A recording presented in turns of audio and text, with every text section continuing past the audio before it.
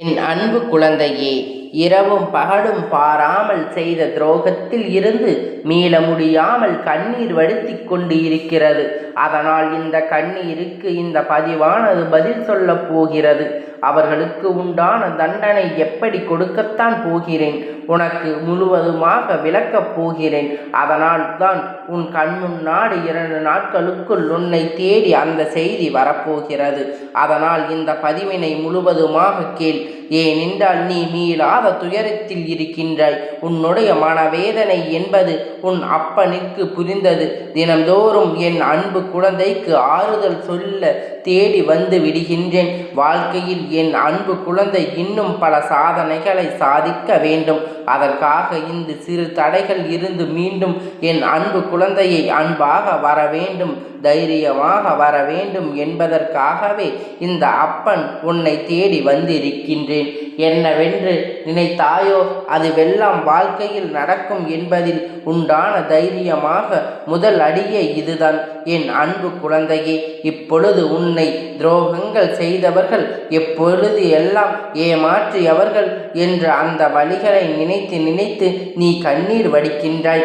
ஆனால் நீ சிந்தும் ஒவ்வொரு கண்ணீருக்கும் அந்த கர்ம வினையானது அவர்களுக்கு சரியான பாடத்தை கற்றுக் கொடுக்கும். என் அன்பு குழந்தையே, அந்த பாடம் என்ன தெரியுமா? அதற்கு முன்னதாக இப்பொழுது சிறு விஷயத்தை உனக்கு சொல்ல விரும்புகின்றேன். வாழ்க்கையில் நம் மிகப்பெரிய விஷயத்தை அடைய வேண்டும் என்பதனால் சிறு சிறு தடைகள், பல கஷ்டமான சூழ்நிலைகளை கடக்க வேண்டியிருக்கிறது. அதுவும் யதார்த்தமாக தெரியும். வாழ்க்கையில் அடுத்த கட்டத்தில் நீ மிகப்பெரிய விஷயத்தை சாதிக்க போகிறாய். அதில் ஒரு நபரை நீ பார்க்க வேண்டியிருக்கும். என் அன்பு குழந்தையே, பலன் அவரை நீ சந்திக்க வேண்டியதற்கு, அந்த சந்திப்பிற்கு, அந்த சந்திக்கும் நபருக்கெல்லாம் நல்லவர்கள் என்று நீ நம்பிவிடக்கூடாது அல்லவா? இப்பொழுது நீ அனுபவிக்கும் கஷ்டங்களுக்கும் துரோகங்களுக்கும் எதிர்காலத்தில் உன்னை வாழ வைக்கும் உண்மையானவர்கள் யார், பொய்யானவர்கள் யார் என்று நீ சிந்தித்து முடிவுகளை எடுக்க வேண்டும். அந்த முடிவால் உன் வாழ்க்கை இன்னொரு முறை இந்த வகையில் தடைகளை, கஷ்டங்களையோ துரோகங்களையோ அனுபவிக்க முடியாது. அதற்காகத்தான் இந்த பாடத்தை உன் வாழ்க்கையில் நான் அனுபவித்து கொடுத்திருக்கிறேன் என் அன்பு குழந்தையே. ஏனென்றால் வருங்காலத்தில் என் அன்பு குழந்தை உலகம் போற்றும் அளவிற்கு வாழ்க்கையை வாழப்போகிறது. அந்த பாதையை நான் உருவாக்கி விட்டேன் ஏற்கனவே. என்று என்னையோ என்று நினைத்து அப்பன் என் வாழ்க்கையில் உள்ள பிரச்சனைகளை தீருங்கள் என எவரும் கிடையாது. உதவ அன்னையாகவும் தந்தையாகவும் நண்பனாகவும் முற்றார் உறவினராகவும் நீ எப்படி என்னை நினைக்கின்றாயோ அனைத்துமே நானாக இருக்கின்றேன். என்னை நம்பி வந்த குழந்தைகள் மற்றவர்களை ஏமாற்றிய அளவிற்கு வாழ வைப்பேன். அடுத்தவர்கள் கையேந்திய அளவிற்கு உன்னை வாழ வைப்பேன். தவிர உன்னை மற்றவர்களிடம் கையேந்தி நிற்கும் அளவிற்கு உன்னை நான் வாழ விட மாட்டேன். அதற்கு வாய்ப்பே கிடையாது. என் அன்பு குழந்தையே, இன்று சில துரோகங்களை நீ கண்ணீர் வடித்து கொண்டு இருக்கலாம். ஆனால் வருங்காலத்தில் அவர்கள் செய்த கர்ம வினைக்கு பலன் நிச்சயமாக கிடைக்கும். அது ஒரு பக்கம் இருக்கட்டும். ஆனால் நீ மீண்டும் வர வேண்டும், நீ சாதிக்க வேண்டும். மற்றவர்களுக்கான கண்ணீர் வடிப்பதற்காக இந்த பிறவியை நீ எடுக்கவில்லை. உன்னுடைய தனித்துவமான திறமை ஒன்று உனக்குள் ஒளிந்து இருக்கிறது. இந்த கஷ்டமான நேரத்தில் தான் அது வெளிவரப்போகிறது. அது வெளிவந்து உலகம் போற்றும் அளவிற்கு உன்னுடைய வாழ்க்கையை நீ வாழப்போகின்றாய். எதற்காக கவலை கொள்கின்றாய்? இன்னும் ஏமாந்து விடுவோம். நம் வாழ்க்கையில் பல துரோகங்களை சந்திப்போம். பல ஏமாற்றங்களை எதிர்காலத்தில் எப்படி இருக்கும், இன்னும் எவ்வளவு கஷ்டங்கள் தான் அனுபவிக்க வேண்டும் என்பதெல்லாம் உன்னுடைய சிந்தனையில் இருந்து முதலில் நீ தூக்கி எறிந்துவிடு. என் அன்பு குழந்தையே, ஒவ்வொரு தருணத்திலும் நம் தகப்பன் நமக்கு இருக்கின்றார். இன்னொரு முறை இந்த ஏமாற்றம் நம் வாழ்க்கையில் ஏற்படாது. இன்னொரு முறை நம் எவரையும் துரோகத்தால் நாம் வீழ்த்த போவதில்லை. இனிமேல் எந்த நபர் எப்படி எப்படி பேசுகிறார், எப்படி எப்படி நம் வாழ்க்கையை வாழப் போகின்றார் என்று என் அப்பன் உனக்கு துணையாக நின்றிருக்கிறேன் என்றால் என் அப்பன் எனக்கு எப்பொழுதும் துணையாக இருப்பார் என்று நீ நம்பிக்கையோடு இரு. உலகமே என் காலடியில் கீழே என்று தைரியமாக இரு. என் அன்பு குழந்தையே, உன்னுடைய சந்தோஷத்திற்காக உன் அப்பன் நான் இருக்கின்றேன். என்ன வேண்டுமோ என்னிடம் வா. என்னை பார்த்து உறவு அழைக்கிறாயா? என்னை பார்த்து தந்தை என அழைக்கின்றாயா? தாயாக அழைக்கின்றாயா? எப்படி நீ என்னை அழைக்கின்றாயோ அதுவாக நான் உன்னிடத்தில் உணர்வுகளை கொடுப்பேன். உனக்கு என்ன தோன்றுகிறதோ அதுவாக நான் மாறி உனக்காக அனைத்து விஷயங்களையும் நான் செய்கின்றேன். இந்த உலகத்தில் எனக்கு உதவுவதற்கு எவரும் இல்லை என்று உன் ஆழ்மனதில் சொல்லிக் கொள்வதை முதலில் நீ நிறுத்து. அந்த ஆழ்மனதில்தான் உனக்கு துணையாக நான் பேசிக்கொண்டு இருக்கின்றேன். உன்னை நடத்தி கொண்டு இருக்கின்றேன். உன் இதயத்தில் குடியிருக்கின்றேன். அந்த தருணத்தில் நீ சொல்லும் பொழுது அப்பாவின் மனவேதனை அதிகரிக்கின்றது. என் அன்பு குழந்தையே, மனவேதனை துரோகத்தையும் முதலில் நீ தூக்கி எறிந்து துரோகங்கள் செய்தவர்களையும் ஏமாற்றுபவர்களையும் நான் ஒருபோதும் உன் வாழ்க்கையில் அனுமதிக்க மாட்டேன். அவர்களுக்கு எந்த நேரத்தில் எந்த பாடத்தை கற்றுக் கொடுத்து உன் காலடியில் விழ வைப்பேன் என்று எனக்கு தெரியும். ஆனால் அப்படிப்பட்ட நிலைதான் இப்பொழுது உனக்கு துரோகங்கள் செய்தவர்களுக்கு ஏமாற்றியவர்களுக்கும் இருக்கக்கூடிய நிலை. நீ தூங்கி பல நாட்கள் ஆகிவிட்டது. உன்னுடைய செவிகளில் அந்த துரோகமும் ஏமாற்றம் எண்ணங்களும் வந்து வந்து போகிறது.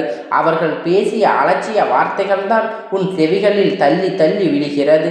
அந்த செவிகள்தான் இன்றும் நீ வாழ வைக்கக்கூடிய அளவிற்கு உன் அப்பன் அவர்களுக்கு தண்டனை கொடுத்திருக்கிறேன். என்ன தண்டனை தெரியுமா? அவர்கள் வாழ்க்கையில் மீள முடியாத துயரத்தை கொடுத்திருக்கிறேன். எங்கே அடித்தால் எங்கே வலிக்கும் என்று ஒரு விஷயம் இருக்கிறது அல்லவா? அங்கே அடித்து விட்டேன். என் அன்பு குழந்தையே, இனிமேல் அவர்களுக்கு எந்த ஒரு விலங்குக்கு கூட ஒரு துயரம் செய்ய அளவிற்கு அவர்களுக்கு மனம் வராது. அந்த அளவிற்கு அவர்களுக்கு பாடத்தை கற்பித்திருக்கிறேன். இனிமேல் ஒரு சிறு எறும்புக்கு கூட துரோகத்தை செய்யக்கூடாது. அந்த அளவிற்கு அவர்களுக்கு பாடத்தை உணர்த்து கொண்டிருக்கிறேன். என் அன்பு குழந்தையே, அந்த துரோகத்தால் அவர்கள் வாழ்க்கையில் ஏமாற்றி அவர்களுக்கு என்ன தண்டனை கிடைக்க வேண்டுமோ அதைவிட 2 மடங்கு கிடைத்திருக்கிறது. தண்டனையானால் அப்பனுடைய பிள்ளைகளுக்கு துரோகங்கள் செய்யக்கூடிய மனதிற்கு கண்டிப்பாக நரக தண்டனை தான். என் அன்பு குழந்தையே, வரும் காலங்களில் அவர்கள் நரக வாழ்க்கையை வாழ்வார்கள். அந்த வாழ்க்கை இன்று ஆரம்பித்து விட்டது. ஆனால் இன்று 2 நாட்களில் அவர்கள் என்ன நிலையில் ஆகிறார்கள் என்று உன்னுடைய செவிகளுக்கு அந்த தகவல் எட்டும். அது அப்பன். ஏனென்றால் என் அன்பு குழந்தை அன்பானது உண்மை. அந்த கண்ணீருக்கு, நீ சிந்திய கண்ணீருக்கு கூட அந்த துளி கூட அவர்கள் பாவ கணக்கில் இருக்கும். பல மடங்காக அது அதிகரித்து கொண்டு இருக்கிறது. இனிமேல் அவர்கள் வாழவும் முடியாது. இந்த அப்பன் அதற்கு வழியும் விடமாட்டேன். இனிமேல் உனக்கு ஏமாற்றுபவர்களை, துரோகம் செய்தவர்களை காலடியில் விழ வைத்து நீ மன்னிப்பு கேட்டால்தான் உனக்கு வாழ்க்கை, இல்லை என்றால் உனக்கு நரக வாழ்க்கைதான் என்று அப்பேற்பட்ட தண்டனையை உன் அப்பன் அவர்களுக்கு கொடுத்திருக்கிறேன். என் அன்பு குழந்தையே, தண்டனை சீக்கிரம் கூடிய விரைவில் அல்லவா? இன்னும் 2 நாட்களில் அது உன் கண்ணில் புலப்படும், செவிகளுக்கு எட்டும். பிறகு உன் அப்பன் உன் மீது உள்ள அன்பு எவ்வளவு சக்தி வாய்ந்தது என்று நீ புரிந்து கொள்வாய், தெரிந்து கொள்வாய். என் பாதத்தில் விழுந்து அன்பு கண்ணீருக்கு, ஆனந்த கண்ணீருக்கு படிப்பாய். அப்பா, எனக்காக இதை செய்திருக்கிறீர்கள். என் மீது உங்களுக்கு எவ்வளவு பெரிய அன்பு இருக்கிறது என்று எனக்கு தெரியாமல் போய்விட்டது.